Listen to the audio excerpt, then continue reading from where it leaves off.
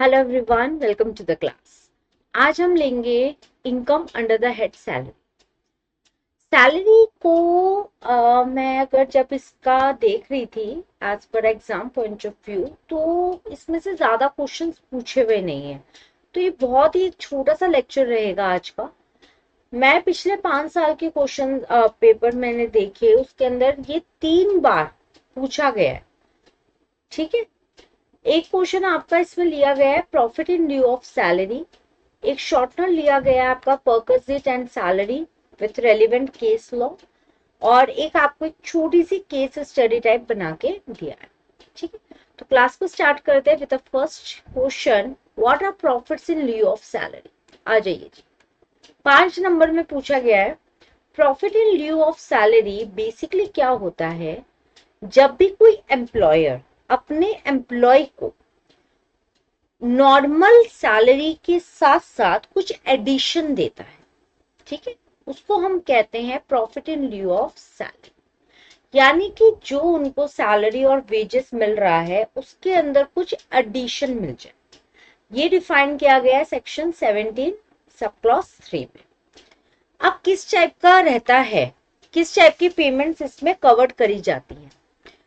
Arrears of salary, payment received by an employee for a period prior to the current financial year but received during the current year। Example ले लेते हैं भाई, मार्च महीने की salary आनी थी, मार्च में ना देके अप्रैल में आ गई, तो क्या हुआ, करंट फाइनेंशियल ईयर में मिली है बट पुराने वाले की। ठीक। ग्रेचुटी, लमसम पेमेंट आ जाता है रिटायरमेंट पे, डेथ पे, रेजिग्नेशन पे। कंपनसेशन, किसी तरीके का कुछ आपका एक्स्ट्रा मॉडिफिकेशन, आपकी जॉब में चेंजेस आ रहे हैं। कभी कभी क्या होता है कंपनसेशन, यानी कि 1-2 महीने का कुछ जो जोड़ के भी मिल जाता है इस टाइप ऑफ। पेंशन, आपको कहते हैं आफ्टर रिटायरमेंट जो फंड्स वगैरह मिलते हैं जो सेटअप किए जाते हैं बाय द एम्प्लॉयर, वो आपके हो गए इसमें। एक लीव एनकैशमेंट सैलरी होती है, ये भी जो लीव्स आपने नहीं ली होती, जो छुट्टियां आपकी बच जाती है उसके ऊपर जो आपको सैलरी मिलती है, वो ये सारे आपके आ जाते हैं profits in due of salary. ठीक है जी। टैक्सेशन, जो भी एम्प्लॉयर है आपका profit in due of salary पे भी टीडीएस काट के देते। ठीक है। ग्रेचुटी और लीव एनकैशमेंट इसका बेसिक इंपॉर्टेंट पॉइंट है। Section 10 subsection 10 AA leave encashment इसमें। और ये रिपोर्टिंग क्या रहती है, नॉर्मल आपका फॉर्म 16 के अंदर ही इशू किया जाता है to the employ by the employer, detailing about the amount to be paid, amount paid and tax deducted on that. तो it's a normal kind of a salary, but it's a addition towards salary, so it is called as profit in lieu of salary। Second question लेते हैं, perquisite and salary with relevant case one start आएगा बाद में, लेकिन एक ऐसी general बात करते हैं। हमने हमारे चैप्टर 1 में diversion of income and application of income किया, उसके अंदर एक केस लॉ लिया था हमने तीरथ दास वाला।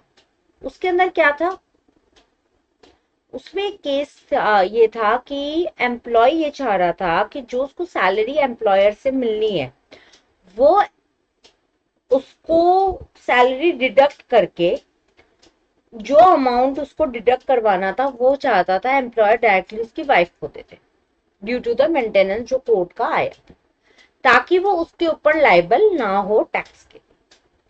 ये आपका सैलरी का पॉइंट भी बने, application of income. It is not diversion, उस लेक्चर में हमने ये किया था। तो आइए पहले लेते हैं परक्विजिट्स।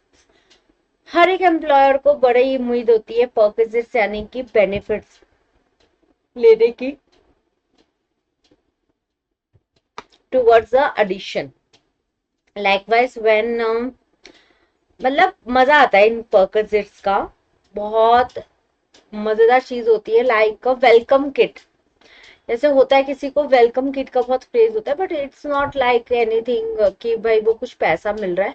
बट अगर हम income under the head salary बात करें तो परक्विजिट्स कैसे हो गए, कोई रेंट फ्री अकोमोडेशन मिल जाना, मेंबरशिप मिल जाना, कंपनी की कार, या कंपनी हमारे को पेट्रोल का खर्चा दे दे, मोबाइल बिल्स, आजकल मोबाइल बिल्स का तो चलो इतना नहीं रहा, मेडिकल रिइम्बर्समेंट्स मिल जाए, लाइक हम एजुकेशन इंडस्ट्री में हैं तो हम कैमरा वगैरह अगर हम परचेज करते हैं वो रिइम्बर्समेंट मिल जाता था बड़ी बड़ी कंपनियों से, ग्रीन स्क्रीन वगैरह भी मिलती थी। तो इस तरीके के जो पर्क्सेस होते हैं ना, एक्स्ट्रा बेनिफिट्स कह सकते हैं आपको, हम अपने रेगुलरिटी को थोड़ा सा एडवांसमेंट में करने के लिए वो हमारे हो जाते हैं पर्क्सेस।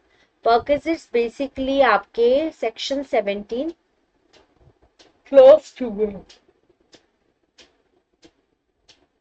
हाँ जी, पर्क्सेस टैक्सेबल वैल्यू पे भी एम्प्लॉयर अगर रिक्वायरमेंट लग रही है तो टीडीएस वगैरह कट करके देता है। सैलरी फिक्स रेगुलर पेमेंट है जो एम्प्लॉयर एम्प्लॉय को देता है जो भी सर्विसेज उसने ली होती है उससे। हाँ, सैलरी में आपका बेसिक पे, बोनस, अलाउंसेस, कमीशन और कोई भी अदर मॉनेटरी पेमेंट जो एक एम्प्लॉय रिसीव कर रहा है अपने एम्प्लॉयर से, वो एक सैलरी का पार्ट है। सैलरी आपको हमेशा, अगर आप टैक्सेबिलिटी में आते हैं तो टीडीएस काट के मिलती है, प्रॉपर उसका स्लैब लगता है और आपकी जो फॉर्म 16 होता है उसके अकॉर्डिंग आपको मिलता है। जो मैं केस आपसे डिस्कस कर रही थी शीतल दास वाला, तीरथ दास वाला, वो ये था, उस टाइम पे हमने डिटेल में पढ़ा था तो मैंने यहाँ पे इतना डिटेल में नहीं लिया। कोर्ट ने कहा था कि भाई आपको अपनी कुछ सैलरी का पार्ट अपनी वाइफ को देना है, तो एम्प्लॉय शाना बना, उसने कहा कि एक काम करो एम्प्लॉयर को, कि आप एक काम करो, जो मुझे उसको सैलरी का पार्ट देना है आप मेरे उसमें से काट के दे दो, मेरे ऊपर टैक्सेबिलिटी ना आए। जी नहीं, जो आपको मिल रही है दैट इज योर सैलरी, और जो एडिशनल अमाउंट भी मिल रहा है दैट इज योर पर्क्सेस। तो वो आपको जो एडिशनल बेनिफिट और सैलरी मिल रहा है that is the complete compensation package to you for the services which you are provided to your employer. Clarity जरूर है, होनी चाहिए कि भाई हमें सैलरी और पर्क्सेस में डिस्टिंग्विश करना है। साथ में टैक्स ट्रीटमेंट प्रॉपर टैक्सेस के जो एक्ट है उसके अकॉर्डिंग होना चाहिए। दोनों ही क्रूशियल होते हैं टैक्स प्लानिंग के लिए, as per we are talking about the salary और द पर्पसेस। कंक्लूड कर दो इसी आंसर को सैलरी एंड पर्पसेस के। लास्ट क्वेश्चन लेते हैं। A company formed under companies act 2013 creates a superannuation fund for the benefit of its employees, where the premium contribution from the employee and company is 2/3 and 1/3. Okay, okay. 2/3 कर रहा है employ and 1/3 कर रहा है employer. Under a clause, the employee can claim to such fund only after expiry of 15 years in the said company. ठीक है, claim कर सकता है 15 साल बाद।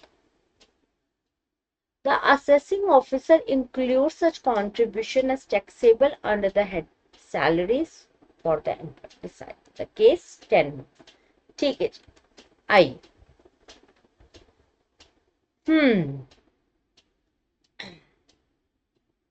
थोड़ा सा क्रूशियल इशू है ये आपका, एज पर अगर हम बात करें superannuation fund. Superannuation fund basically employer create करता है for the long term benefits employ को मिले, दोनों ही उसमें कंट्रीब्यूट करते हैं। कोई भी कंट्रीब्यूशन एम्प्लॉयर करता है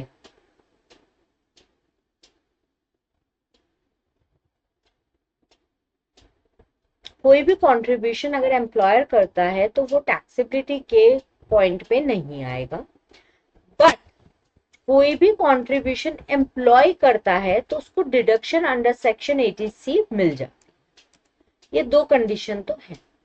superannuation fund to be exempted from taxation, अगर वो fund commissioner of income tax approve कर दे या फिर किसी भी तरीके का टैक्स उस पे अट्रैक्ट ना हो, the employee must not have unrestricted access to the fund until certain conditions are made.